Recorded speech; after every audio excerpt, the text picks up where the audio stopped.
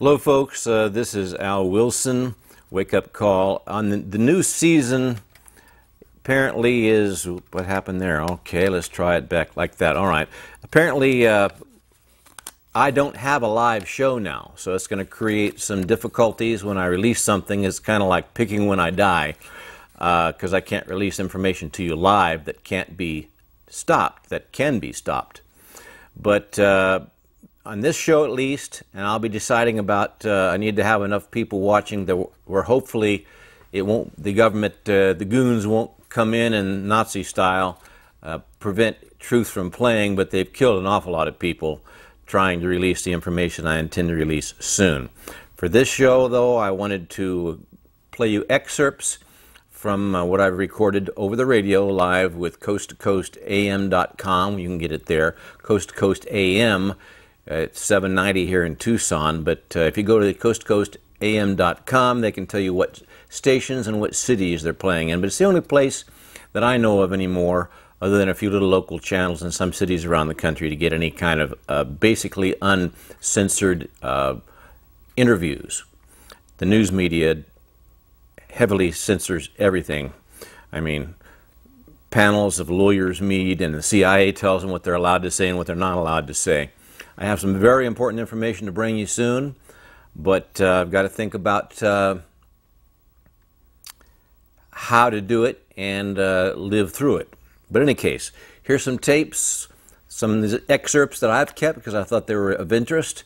So most of them are kind of brief clips, a minute or so. Others are 10, 15 minutes, but let's see what we can do. Here we go. The former journalist for Newsweek International, and she's one of the ones who really has encouraged me that when a story doesn't make sense, follow the money.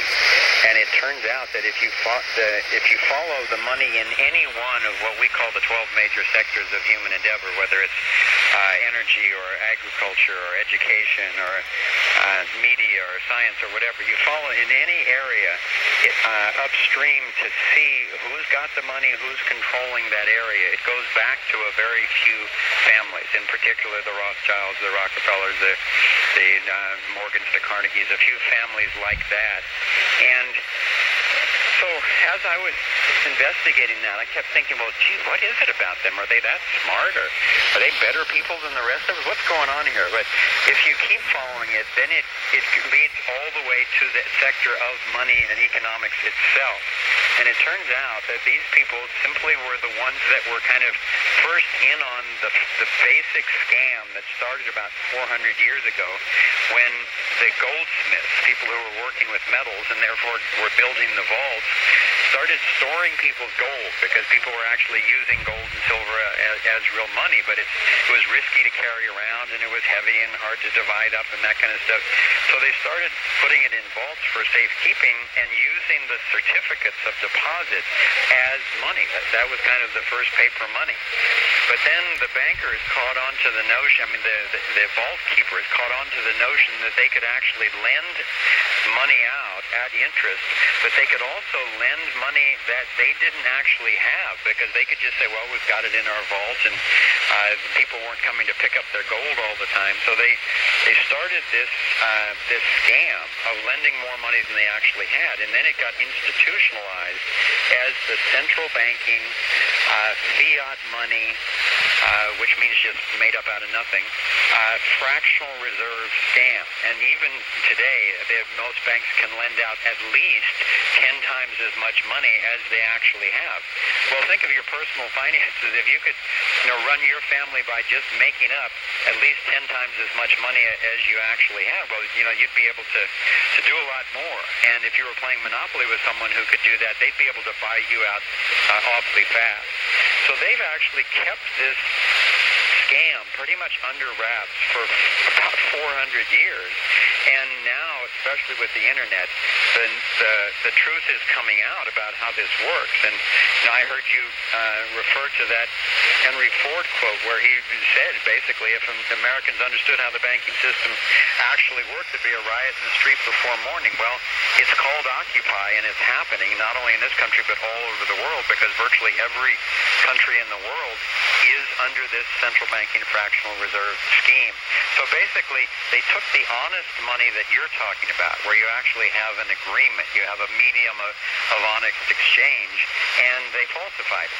They basically started counterfeiting and reserving that privilege to themselves. But now that the truth is getting out about that, people, even if they don't thoroughly understand it yet, they know we're getting screwed by something, and they're trying to figure out how. So, for instance, the Occupy movement is using the movie Thrive and the website quite a bit in different sites around this country just to get educated about how this works, so we can be highly leveraged in where we target the actions to restore an honest money system. Because when we do, the prosperity, a couple of economists that I work with estimated that virtually every family in America would have roughly between 3 and 10 times the amount of income and assets that they have right now, working the same or less just with an honest money system.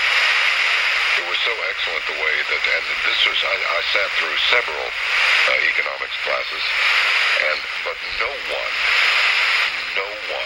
ever said, okay, you deposit $10,000 in this account,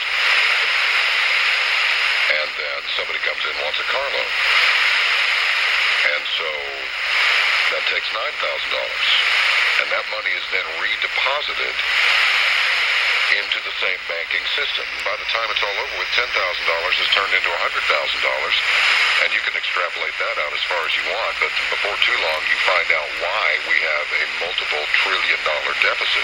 Yeah. That money does not exist.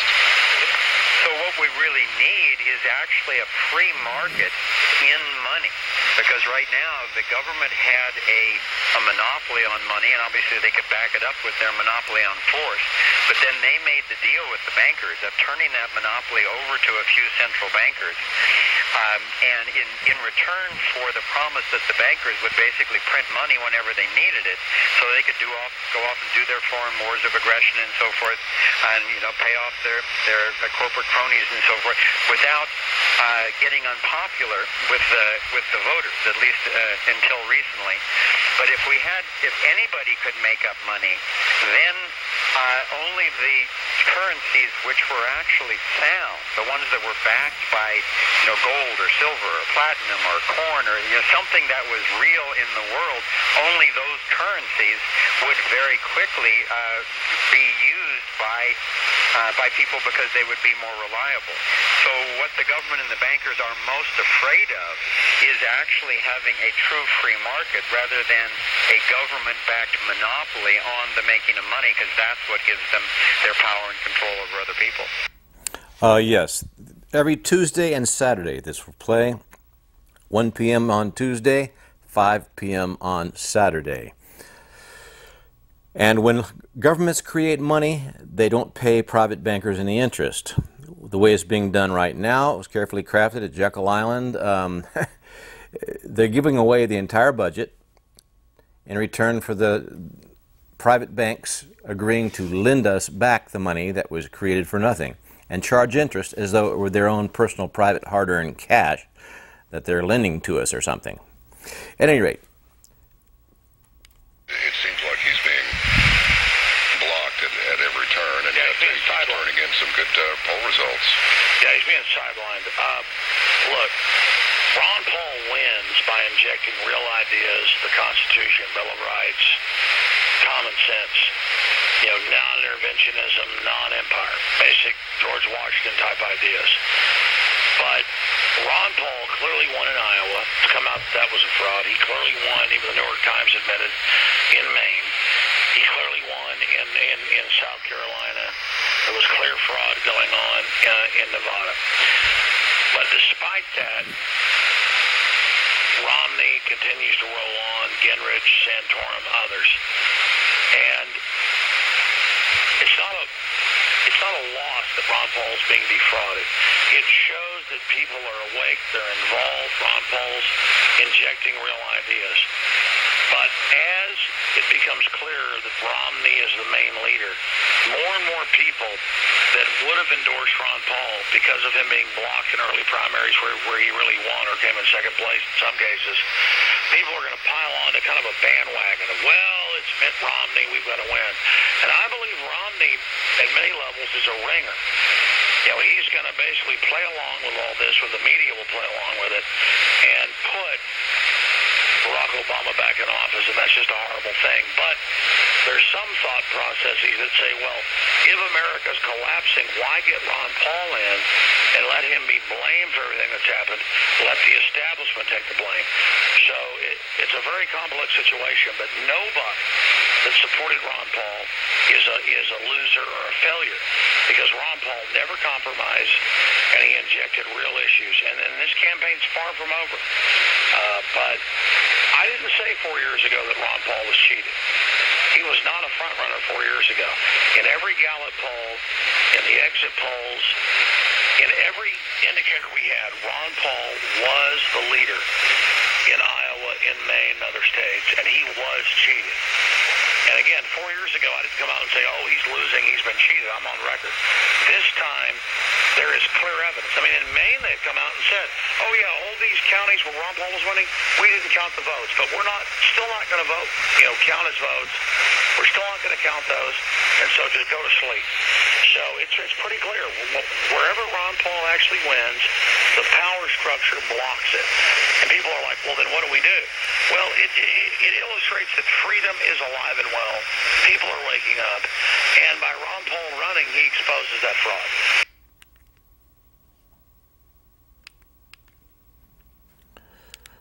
Iceland, as you may know, already they decided to just zero out the mortgage debt. And I keep coming back to this. If money really is created and disappeared with the stroke of a pen, what would happen if we just zeroed it out and started from where we are?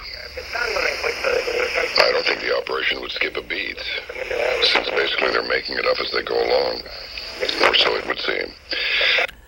Okay, sometimes the recording's not clear, as was the case at my church years ago with Pastor Dr. Gene Scott of the Los Angeles University Cathedral.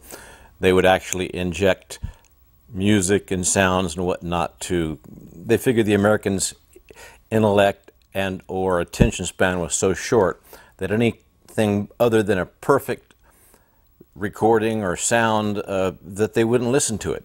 They'd go somewhere else. It's sort of jamming, but they can hear it, but they just figure they just won't tolerate anything that isn't a perfect production. It seems like he's being... Well, I'm glad you mentioned that, because that's the point I hadn't made. I'm glad you brought that up. If Matt Drudge dies of a heart attack, if Rush Limbaugh dies of a heart attack, if Michael Savage dies of a heart attack, if George Norrie dies of a heart attack, if Alex Jones dies of a heart attack, if you die of a heart attack, if we start to see a pattern, or you get run over by a car, or we get arrested for missiles in our backyard, or drugs, whatever it is, if we see a pattern, if we all start getting struck by bolts of lightning, then we know that there's a purge going on, and then we know we're definitely in deep trouble. I mean, no one believed that we would see socialist health care. No one believed the government would ship guns into Mexico to blame the Second Amendment under Fast and Furious. No one believed that the president would launch wars against Libya and other countries without congressional approval and say, well, he did it because the UN gave him authority. I'm having trouble believing how fast this corruption's moving. And so all of us have to be vigilant. We all have to be Paul Revere's watchmen on that wall for what's happening. We are at a historic crossroads. And again, the good news is I talk to so many police and military. They are waking up in record droves. And they understand that America's under attack, and they know that our basic Bill of Rights and Constitution is under assault.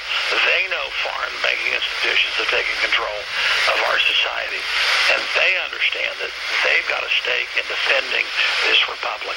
And that's why we've got a good chance of defeating this, because you and so many others have recognized the threat and stood up against it before it unfolded. So we've got the jump on these globalists because we saw their threat coming 100 miles away.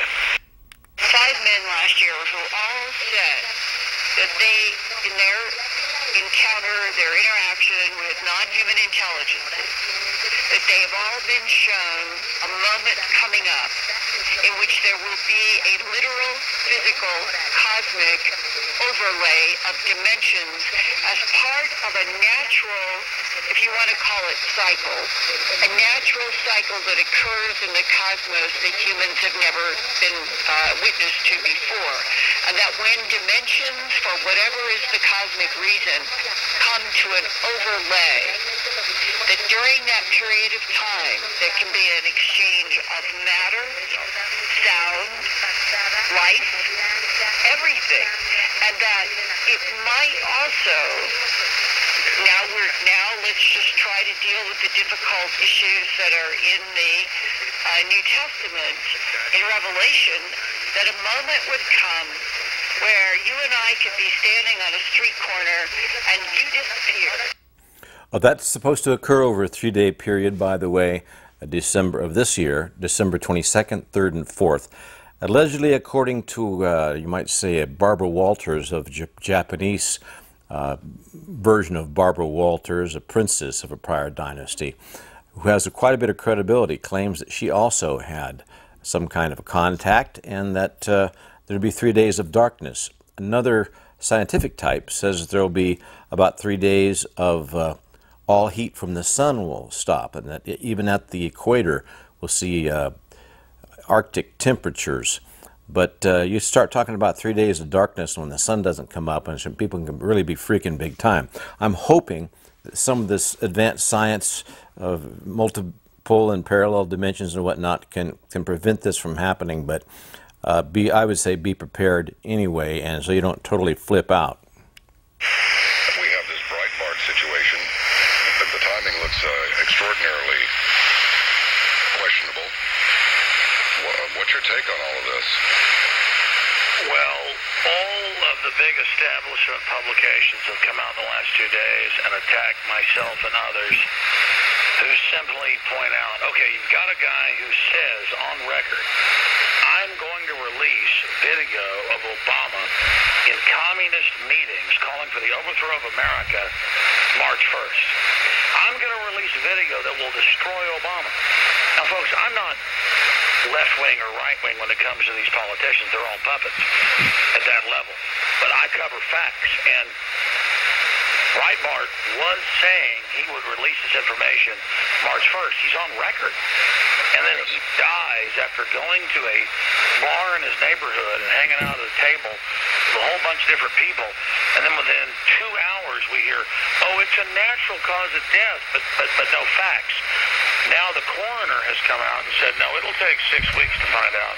We're doing an autopsy. We've got to test all the different chemicals.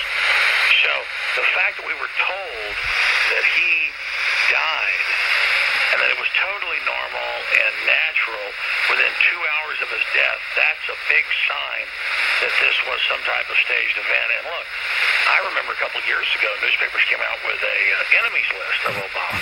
And I knew that Breitbart, Matt Drudge, Rush Limbaugh, myself were on that list. You're like, oh, whatever, it's just a list. But now you see this happen. It's very, very creepy. And look, I hope it's not true. Maybe Andrew Breitbart died of a heart attack. Maybe he did have heart problems. Okay, fine. My issue is he comes out and says, I've got footage of you in college. I've got you hanging out with communists. I'm going to bring out the fact that you were planning the overthrow of America. And I'm releasing it March 1st. There's a surprise on March 1st. And then he dies on March 1st. What do you say? Well, I say it looks bad, and I also say there are a lot of things out there, a lot of chemicals that you can be hit with, and you don't even notice it, and it'll have all the symptoms of a heart attack, and then by the time it's autopsy time, there will be no trace of the chemical. I would name them, but I don't think that's a good idea. Well, that's right. There are scores of chemicals that will kill you and then will basically metabolize by the time you have an autopsy. And again, what are the chances of this guy who says he's got information that will destroy President Obama, and he's going to release it March 1st, and he dies? He's pronounced dead 15 minutes after midnight, March 1st.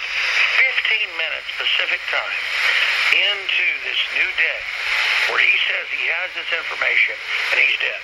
We would be fools if we didn't look at some some type of ulterior motive, some type of dirty action, some type of assassination attempt, some type of establishment motive. And again, I hope that Andrew Breitbart died of a heart attack. I'm sad he's dead, but I hope that's the case. But unfortunately, I have experienced threats myself. Apparently, these tapes came from the FBI. See, since there were the wars, that there's no longer, checks and balances among the intelligence community.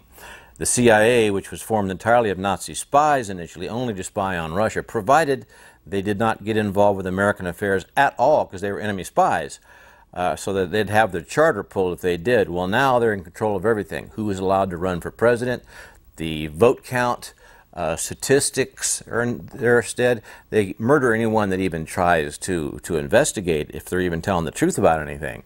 But the FBI, basically, the only way since they now don't have any, they have to go through an enemy organization called CIA, which, Barack Obama, even though he worked for the CIA, apparently had every right to believe that they intended well, I guess. But maybe not. But the bottom line is he's under the control of an organization that is distinctly anti-American, even though the average Joe thinks that's preposterous. Every fool knows that enemy spies totally lost control of the CIA. No, I don't think so.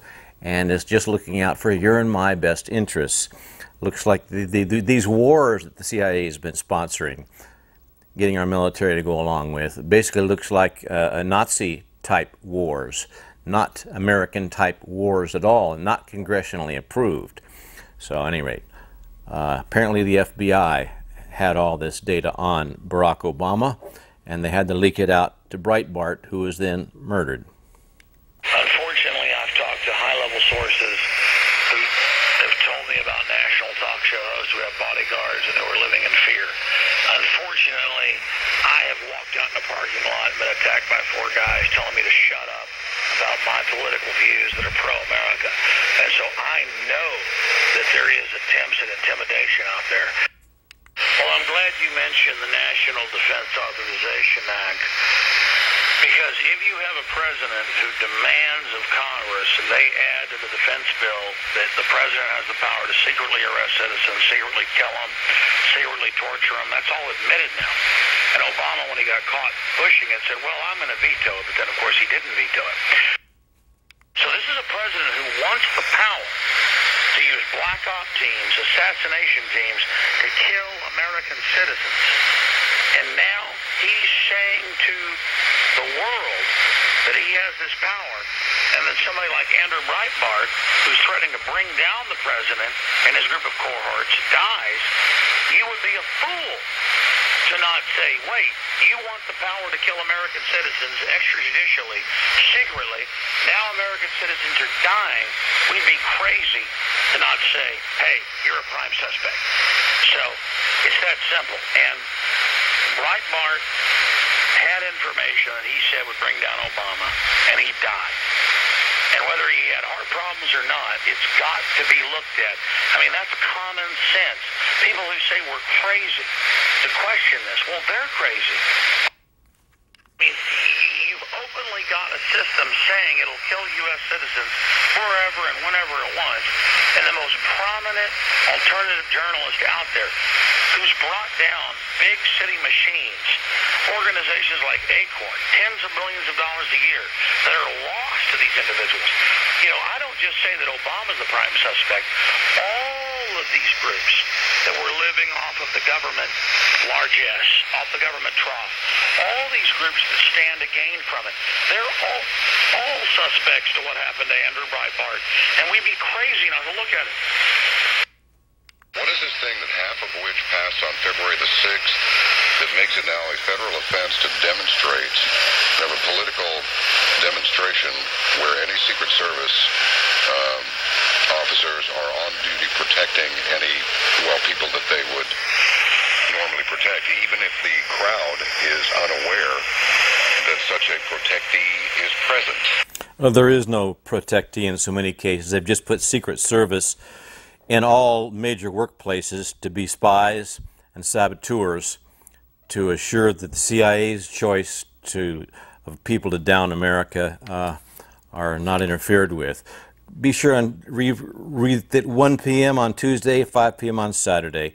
I'll count here what to do.